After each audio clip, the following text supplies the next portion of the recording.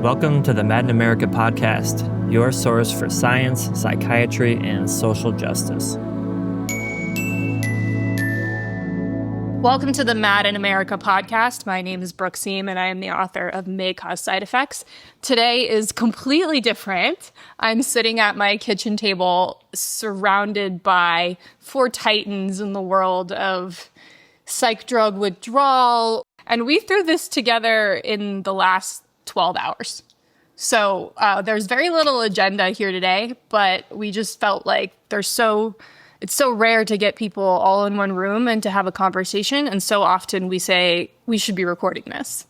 So I am here with David Antonuccio, Angie Peacock, Kim Witzak, and David Healy, who's all the way here from across the pond. And we are just going to open up the conversation and see what happens. Let's just have everybody go around quickly and just give a little quick introduction about who you are. I'm David Antonuccio. I'm a retired clinical psychologist. I worked for 24 years at the Veterans Administration, for 32 years at the medical school here in Nevada, and 40 years in private practice. I've published a lot on studies that compare non-drug interventions for depression with antidepressants. My name is Angie Peacock. I am a former combat veteran. My story of overmedication after trauma appears in the film Medicating Normal, and now I coach full-time. I declined licensure as a social worker to help people who are deprescribing, so I provide support groups and one-on-one coaching for people in the heat of the process of coming off psych drugs. Hi, my name's Kim Witzak. I like to call myself the accidental advocate because I got thrown into the world of drug safety after my husband was given an antidepressant for insomnia. 5 weeks later, took his own life in 2003.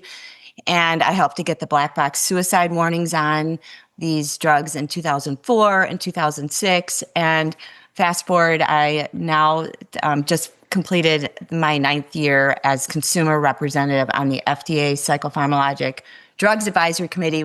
My name's David Healy. I'm a doctor. That means I believe in the medical model. It means I've worked closely with the pharmaceutical industry for over 40 years, taken a lot of money from them. And most of the good things anyone ever thinks that I say have come from friends within the pharmaceutical industry. It'd be a bad idea to think they're all bad.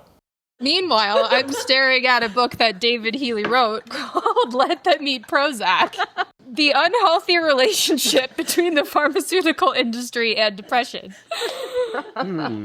David, I just want to tell you why I've been referring back to your book a lot over the past couple days. So I have a newsletter. It's on Substack. It's called May Cause Side Effects. It started off as something where I was just kind of exploring the healing process after antidepressant withdrawal. And now that I feel like I'm through that, I'm more interested at this point in kind of a lot of what's been untold and especially connecting the dots between your work and Bob Whitaker's work, Angie and my conversations. And there's a researcher named Chris Masterjohn he's a nutritional scientist, and he's randomly went down this rabbit hole about serotonin and how serotonin is part of how all of our cells are working and how it affects our mitochondria. A lot of stuff that I had never heard before in this realm at all, because I think in withdrawal and psychiatry, we're so stuck in the brain, right? It's all about what's happening in the brain. Meanwhile, people are having such horrible physical withdrawal effects. I think that there's something in nutritional science around why this is happening. And he was talking about very specifically in how SSRIs are called selective serotonin reuptake inhibitor. But if they were properly named, they might be called serotonin uptake inhibitor, because reuptake and uptake are different. And also, that's when I went back to your book, because I remembered that the naming of that was pretty specific back in 1991 with Paxil. And putting those two things together, to me, was this light bulb moment of like, I'm trying to figure out why it's so difficult for us to convince anyone that there's a problem here, especially the mainstream doctors. Well, I think one of the things people need to know is that the consumers of drugs are doctors like me. They're not you, Brooke, and they're not Angie. From an industry's point of view, once we write a script, that's what makes the industry money. It's not when you put it in your mouth. Okay, so it's a different marketplace to anything else, and there are more dollars spent on a small number of consumers, doctors, more dollars on this small group of people than on any other product on earth. And it ends up with the industry figuring, very few doctors have a thought in their head not put there by us. So I've created this spider web, and I have both the patient and the doctor trapped in the spider web, which is all the pharmaceutical influence on every level, from like med school, because they control the research, the FDA, and all the regulatory, the marketing. And so my background, even before I got thrown into this, is spent my entire career in advertising and marketing. And so I see this as a game of, it's marketing fear, it's hope, it's the name. Names are really, really important, whether it's the drug or the chemical, and seeing how drugs come on market at the FDA. And it's funny, I just want to just quickly say that Let 'Em Eat Prozac book is also how I got into this. Like literally 22 years ago, my brother-in-law, after Woody died, he was like, what? Like Woody would never have taken his life. And he went on Google and bought David's book, did not sleep for a week straight after Woody died because he was trying to figure out how did Woody die. And he read that book and reached out to David, and David responded and said something that most people, he said, no, this was the drug. On the way here, me and Kim were talking about, she has this sticker that she brought. It says, "We are not anecdotes, we matter." And then we have other stickers that just say, "I am not an anecdote." And I said, just look at what's happened recently with the Colfus paper came out with antidepressants. And they did a meta-analysis and said, antidepressant withdrawal is weak and self-limiting and minor, and don't worry, nothing to see here. But then when you want patient stories to be brought to the forefront so that doctors can hear what people are going through, that's not good enough. It's an anecdote. That doesn't matter. So there's no research being had. The research that is out there is not good enough. And the patient stories, as thousands of, probably hundreds of thousands of anecdotes, that's not good enough either. Mm-hmm. So I said to Kim, like, what is it finally going to take? Because nobody's researching it. The research that's out there is very short, but we have hundreds of thousands of people in withdrawal right now. And even me, as someone that works directly with them, I find it really hard to even talk about these things scientifically because I don't have anything to go on. So we just kind of hypothesize, like, your serotonin in your body, it's 80% in your gut. And maybe that explains why you have neuropathy in your feet. I don't know. We're just kind of like making it up as we go. So this We Are Not Anecdotes, We Matter was really created back in 2006 at the FDA, the suicide hearings, because they kept saying that, oh, these are just anecdotes. And even the FDA, when we met with the top guy, Bob Temple, he said, oh, these are just anecdotes. Like Woody's story is just anecdotes. And I'm like, wait a minute. To David's point, the industry knows and they use anecdotes when it works for them and not when it's harm. And then I've seen through my time sitting on the FDA that the system is selling benefits, right? And not the harms, but the real world is where the harms live. We need to just start level setting the conversation so that you have true informed consent. Like even from the way beginning, I don't think it's a balanced conversation right now.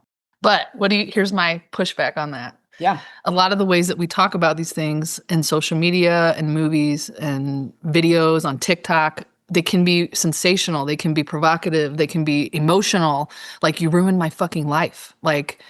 And so I think when we are passionate like that, it can shut down some of the conversation. Or when we talk about it too radically, I'm not perfect. I try to kind of stay middle of the road to get people to hear me because I want to be diplomatic a little bit.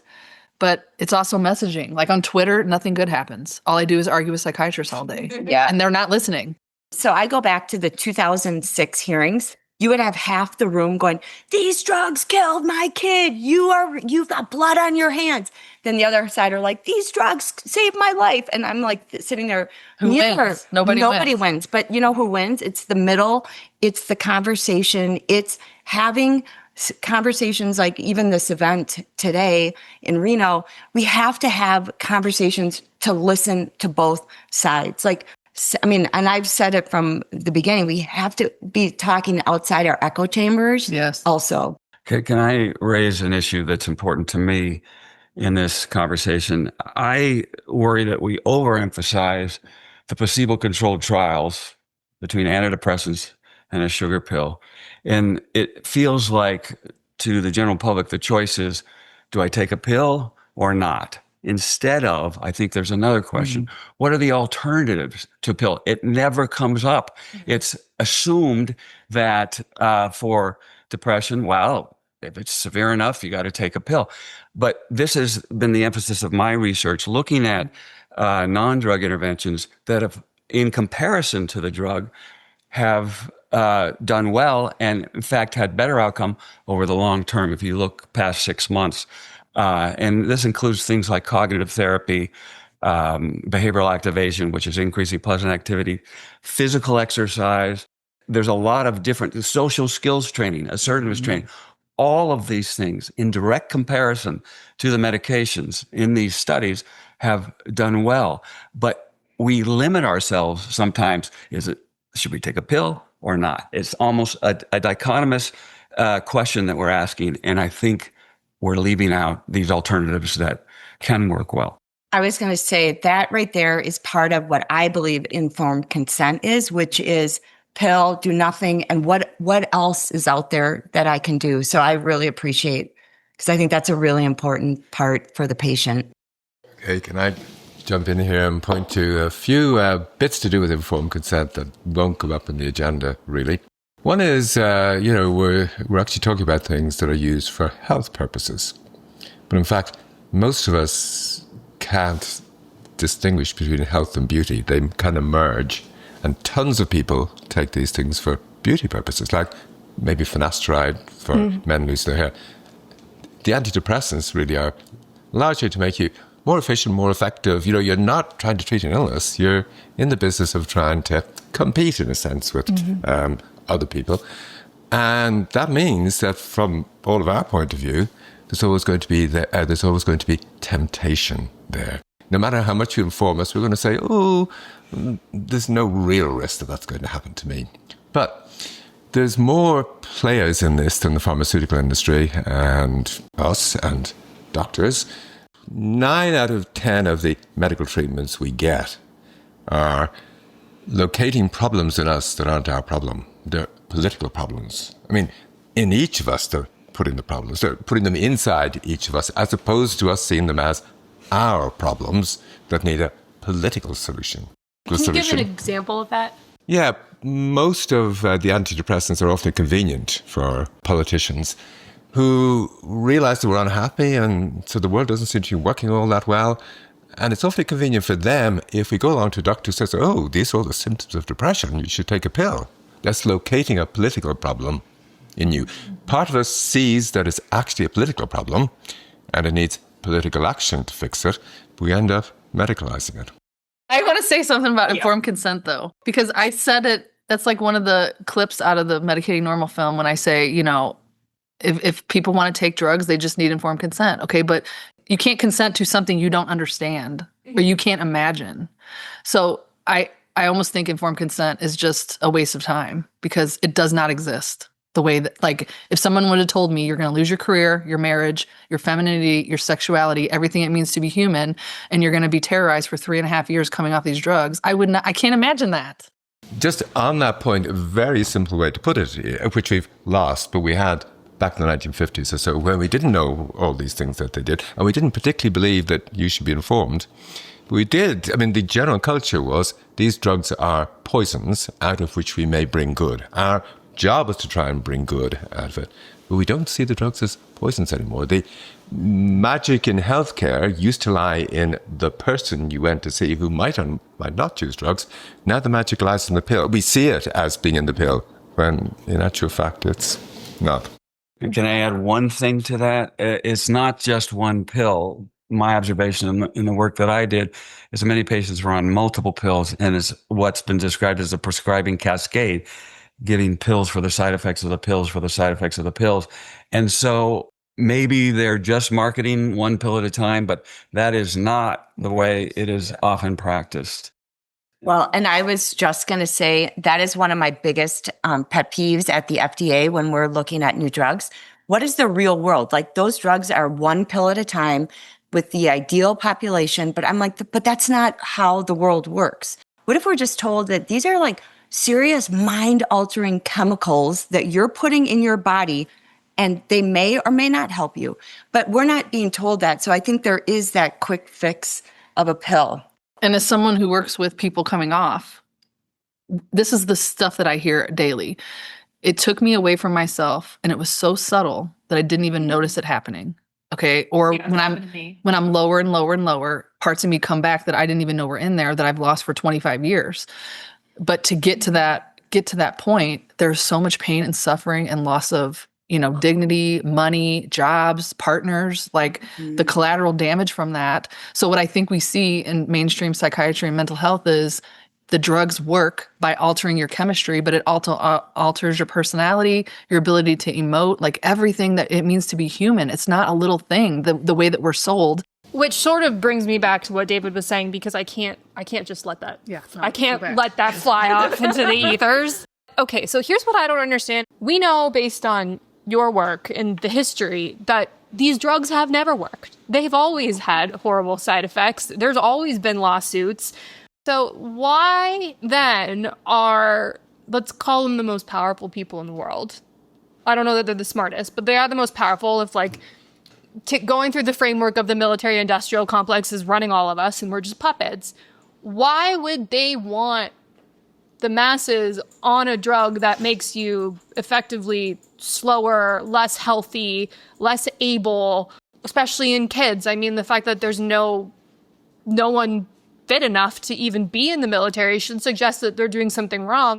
The United States had a very weak pharmaceutical industry through to about 1960. And there was a policy decision to seduce European companies over to the United States. And most of them have moved over. Big Pharma is largely based in the United States now. And it looked like a good idea because in World War II, there was a bunch of drugs like the penicillins and the malaria treatments. And all this helped the United States in World War II and Vietnam and afterwards.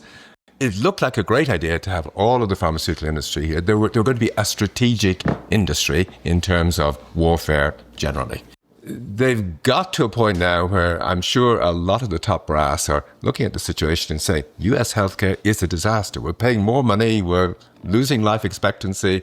Kids are in a weird shape these days. Until awfully recently, people on disability benefits were in from the age of 35 up, and you had it for physical problems. Mm-hmm. Now it's teenagers up to the age of 35 and they're on disability benefits for mental problems. Mm-hmm. That's not a situation that's going to help us compete with the Chinese.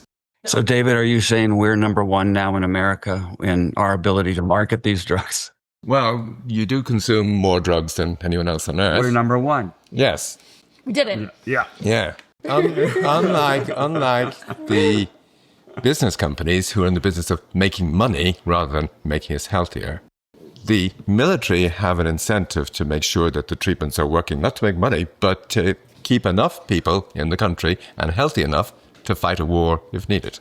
But they're not. No. So, why is the military not? But I think at this point, what you see going on just at the moment, if you ask me, with Trump and RFK and things like that, if you listen to when RFK actually got appointed and Trump was there in the Oval Office with him, and he said, they were all saying, the kids are too autistic and things like that to be recruited to the army. Mm-hmm. This was a feature of what they were talking about. I think people have begun to realize this and realize we have a crisis. And they're worried about the Chinese. They're very clearly, the Chinese are in the frame. This is who we're up against. At the moment, as Goldman Sachs said a while ago, saving lives is not a good business model. If you've got a drug that saves lives, the pressure to reduce the price is huge. Mm-hmm. It's for beauty issues that you can charge enormous prices. And the industry have, the military and the government have the power to tell industry, no, we need you to make drugs to save lives. Mm-hmm. You've got to, for a period, stop making drugs for irrelevant purposes. 100%, because they need a healthy military. You've seen the power of the military with pharmaceutical in the last, if you haven't been paying attention to the psychiatric drugs, you've seen it in the last 5 years to do with COVID. Here's the thing that puzzles me often is the problem is staring us right in the face. Like disability rates, suicide rates are higher than they've ever been. if you think about like a therapist, when you're sitting in front of a patient who tells you they're on 8 drugs and they're emotional and they can't regulate, I know therapists, like many, that say, am I treating the illness or am I treating side effects here? Like, what is going on here? What has gotten us to just ignore what's right in our face? Like, we just think everything is mental illness, but no, it could be the treatment that's causing it. Drugs that are approved by FDA, and the tag on them is, these work. But if they worked, the patients would be getting better. They wouldn't be in therapy. But for most people, what they see is the Alice in Wonderland kind of situation, which is you've got a bit of food with a label saying "Eat me," and you eat it. You've got drugs which say they work, and even pregnant women who won't take cold meats and processed cheeses and this, that, and the other when they're pregnant. But the interesting thing is it's very much the liberal elite. Yes. It's women who've been to Harvard. Buy into the fact the system is working. We're going to work with the system and things can't go wrong. Can I address something that Angie said? You said a therapist sitting in front of a patient on multiple drugs. I'll tell you how it evolved for me, because I felt like I was enabling that practice, just seeing the patient. So what I ended up doing a few years into my practice is I put on my informed consent form, I'm going to refer any patients who are on more than 2 psychotropic drugs. Now, that may seem like a weird place to draw the line, but it was considered radical at the time, and people thought me a little weird for doing that. And my reason for doing it is I didn't want to enable it. But you're right, that happens a lot, that the person that you're seeing is having trouble sitting up straight on the couch that they're sitting on. And that bothered me so much that was what I adopted. But how did you get there from this is anxiety sitting in front of me to maybe the medications are causing this? I read David's book. I read Peter Bregan's book. I read Irving Kersh's. I read as much as I could. Matter of fact, your book, Children of the Cure, but also Let Them Eat Prozac, triggered an interest in contacting you to find out more about this. So I informed myself, and that's how I got to that point. Let me just quickly jump in. I had an odd experience in Canada where primary care doctors used to refer people who had nervous problems. They could refer them to therapy, or they could refer them to me, say, okay? And a bunch of them referred people to therapy, and what happened in therapy was they got CBT, which didn't work, and then they got DBT, which didn't work, and then they got IPT. The idea of adding one or more and more therapies into the mix didn't seem to be a problem to anyone. What I began to realize was if I didn't keep adding drugs into the mix, it was a problem for the primary care doctors. The expectation the patients had and the primary care doctors was giving pills is a bit like giving therapies. The fact that you add a few more into the mix isn't a problem. You're showing more care by giving people more pills. When I gently suggested maybe we don't need quite as many pills, I ended up being fired. And I think that's the evolution of a patient, that they try everything with earnest intention of healing, and they get so far away from themselves, they get worse and worse, and then they say, wait a minute, something is going on here. That's who I talk to the most. It's even in Medicating Normal too, where David Cohen says, these pills work for a third of the people, a third of them could go either way, and a third of them are harmed. Okay, but that's a snapshot in time. Mm-hmm. So I am someone who would have said, right, the drugs work. They work, they're helping me. I thought they worked. Yeah, they saved my life. I couldn't go to school without them, and then they turned on me. Yeah. Okay, so we need to stop hanging on to that, like they work indefinitely for everyone. That's not true. So the question I want to ask everybody is, what was the first moment when you started to question it? Like whatever your paradigm was, when did you start to question it? I started questioning it after kind of what David said. I tried EMDR, EFT, CBT, CPT twice. And I was like, I am just running on this hamster wheel. And why am I worse than ever? And I looked at other people like, am I really bad? Because like, it seems to be working for others, but not me. But when I finally realized it was absolutely true was when I was 3 months off the drugs. I audiobooked Robert Whitaker's Anatomy of an Epidemic, and it was like a lightning bolt in my living room through my head that said, Angie, you were never mentally ill to begin with. Mm-hmm. And everything they did to you was absolutely wrong. And guess what? You have to fix this. There's nobody coming, especially not a doctor. And that changed my life forever. And I saw how many years I wasted believing that narrative. I would say I've got a couple, like just growing up. I remember right after college, I had just graduated and it was the last time of my insurance with my parents. I go to the doctor and I always had this thing at the back of my throat. And he looked at me and he goes, "You're stressed." And I was like looking at him. He goes, "You don't have a job." And this was like the GP at my mom's clinic. And I was like, "What? Why are you telling me I'm stressed?" I'm like, I'm thinking to myself, no, I'm not. Like, I'm going to have the best summer of my life. But he gives me a prescription of Valium and literally just handed me a prescription. I knew nothing. I would go down to my mother and my mom's like, who's a nurse. She goes, "You're not taking that," ripped it up, right? Fast forward, I helped start a program in Minnesota working with kids abused, neglected, at risk with the power of art and mentors. And I remember after one of the sessions with the kids, the staff, and this was 1998, the staff said, "Hey, kids, you want to show the volunteers where you live?" And they all said, "Yay." We stopped in, it was 8 o'clock. Every one of those little kids that lived at this group home picked up a cup of meds. And I was like, oh my gosh, are they all sick? Like, I'm thinking they have strep throat. And literally their staff person said, this is their behavior medicine.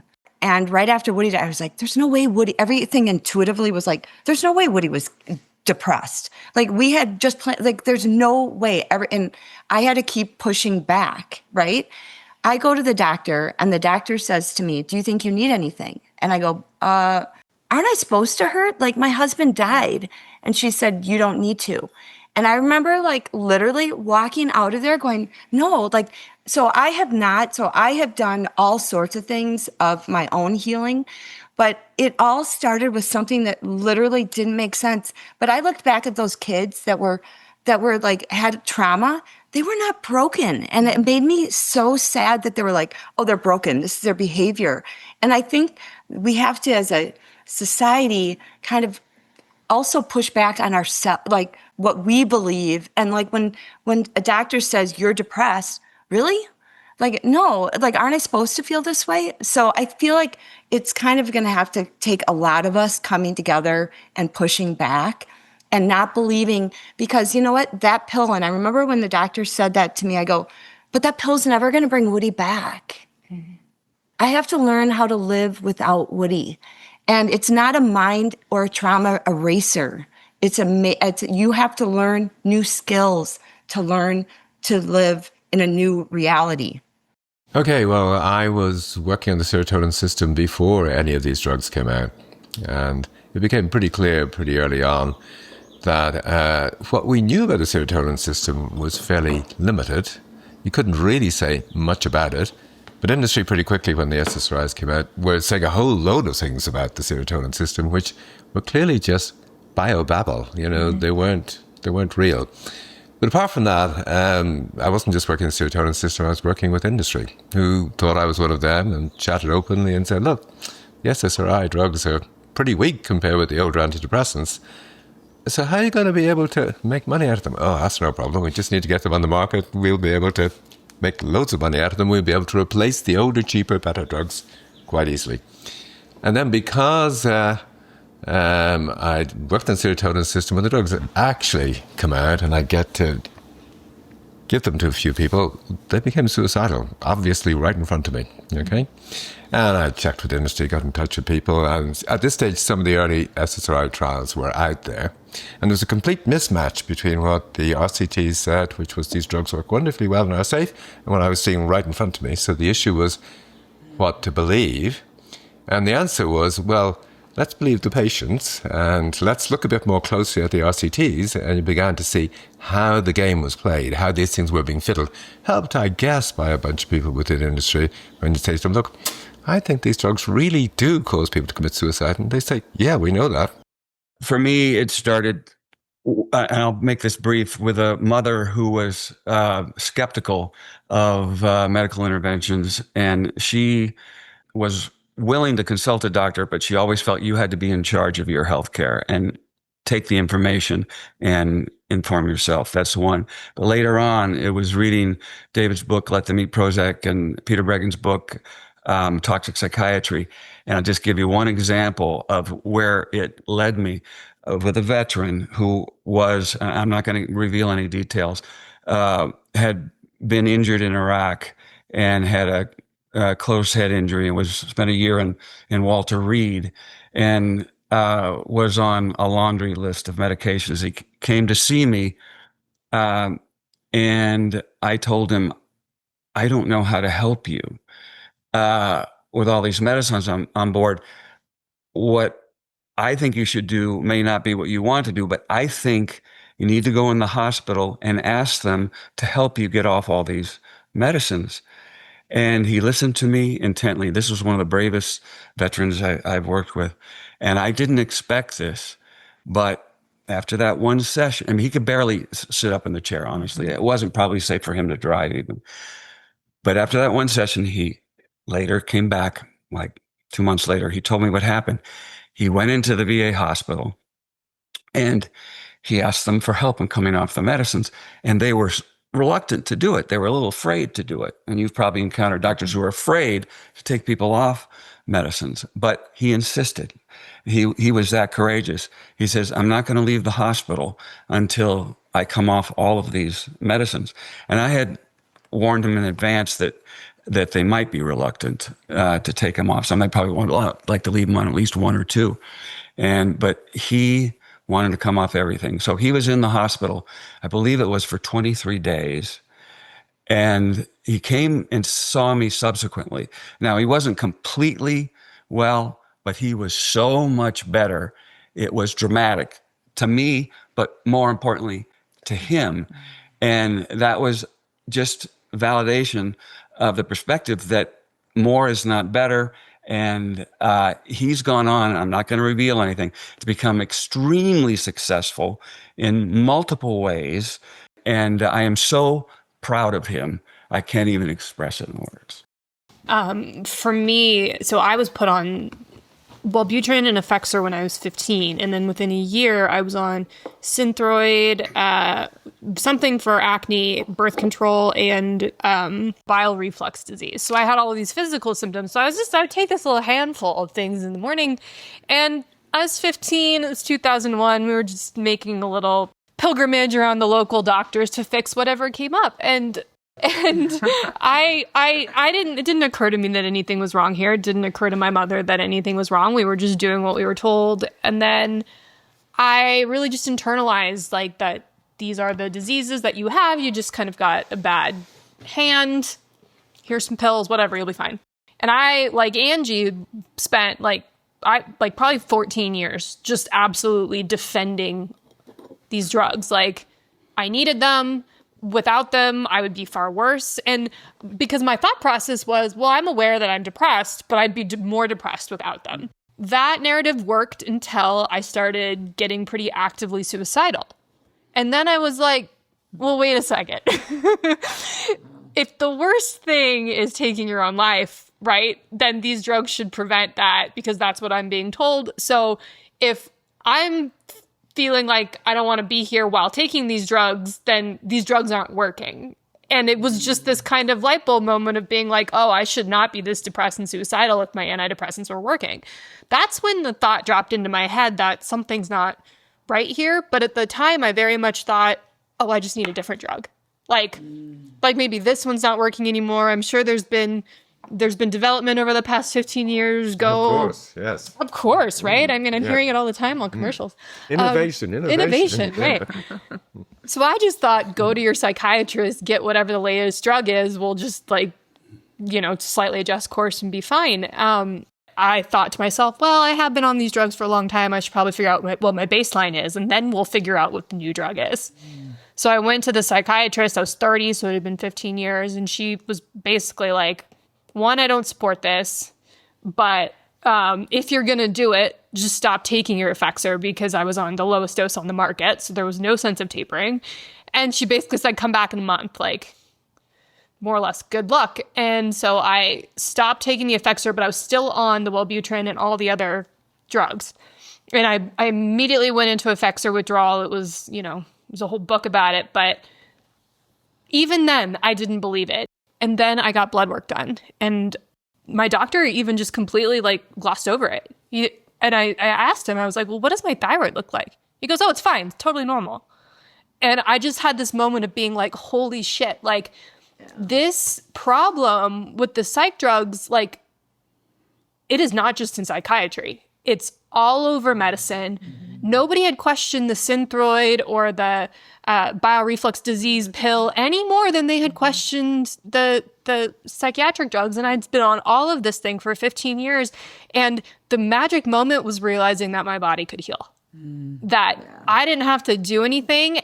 When I get asked this question, what would you say? And I said, no doctor, no system, no government, nobody is going to care more about you or your family's health than you. And so I think it's really important that we start taking our power back and not just freely giving it away to somebody else, because I'm not anti-doctor. I ended up in the hospital with something. I needed it.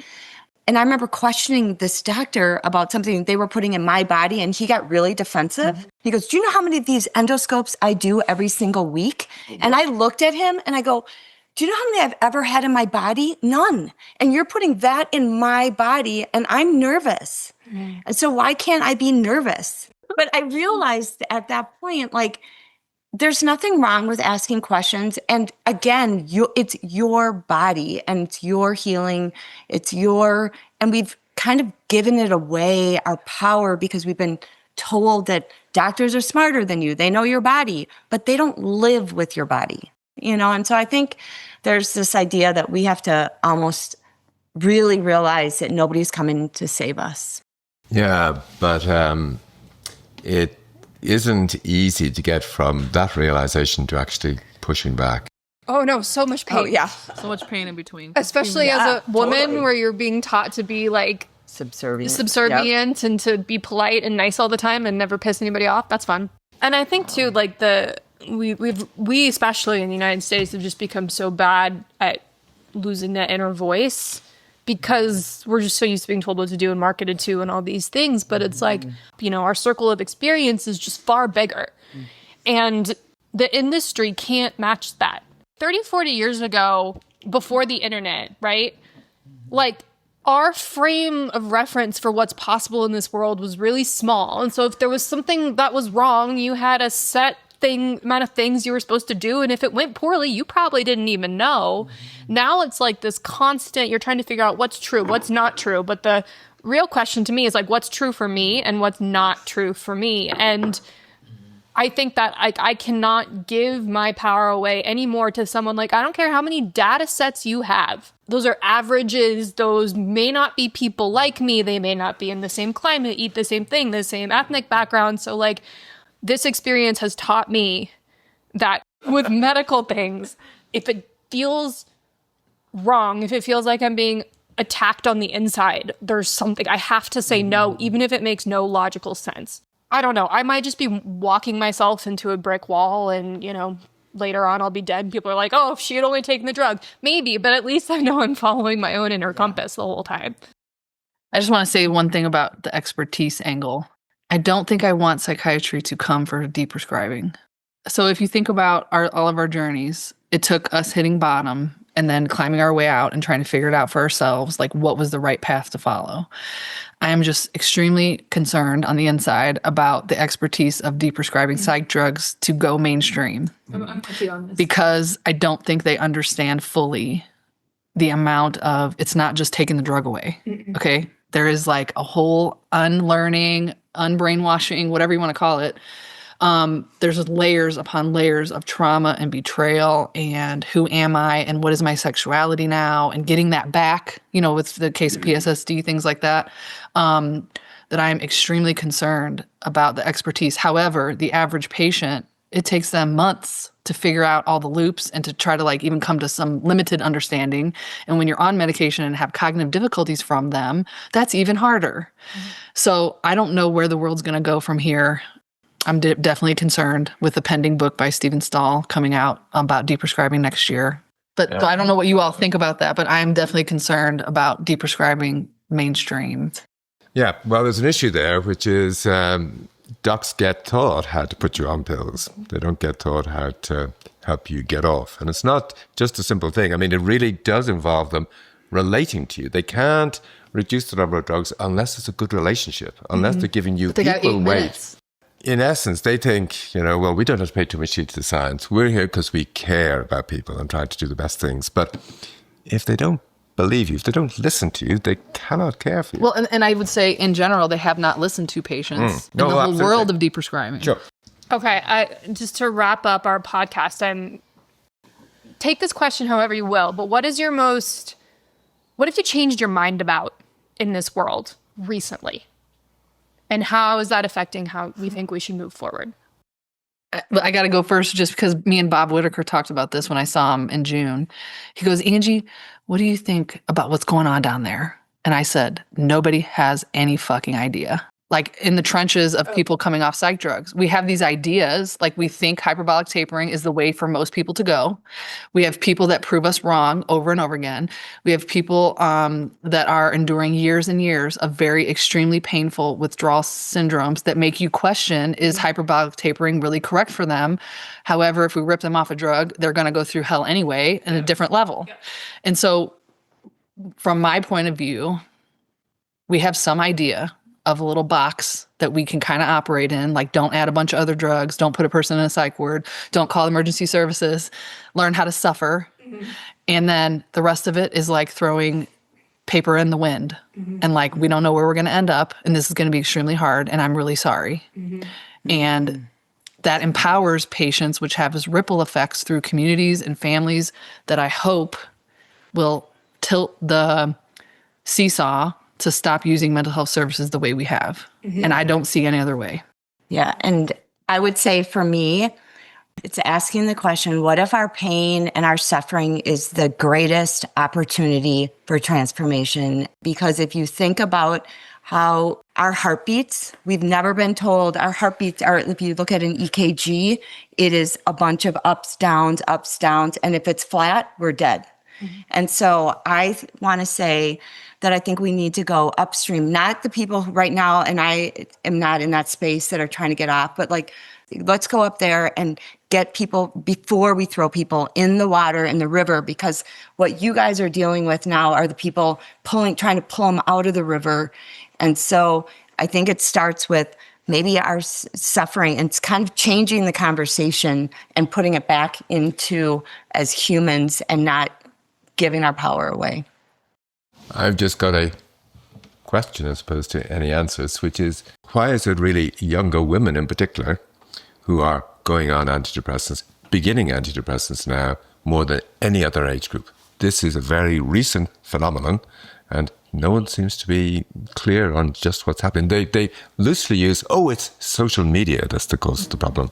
But I don't know that it is. I just wonder what's going on.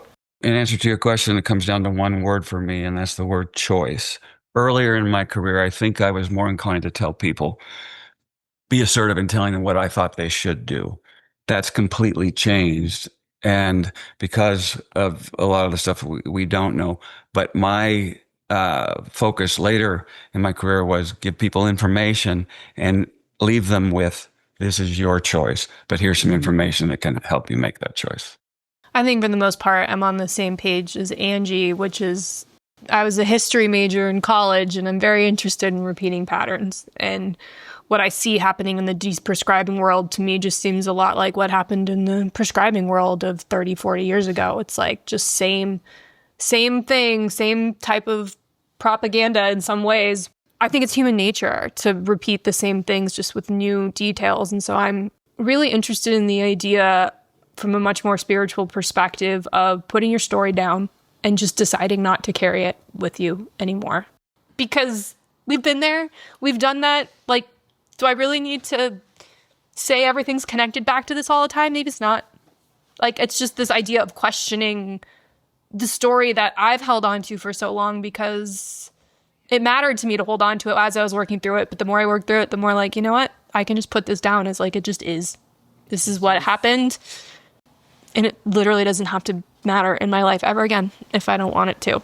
And so it's learning how to do that and just kind of moving forward. Well, thank you, all of you guys, for coming to my kitchen table today. I think this was great.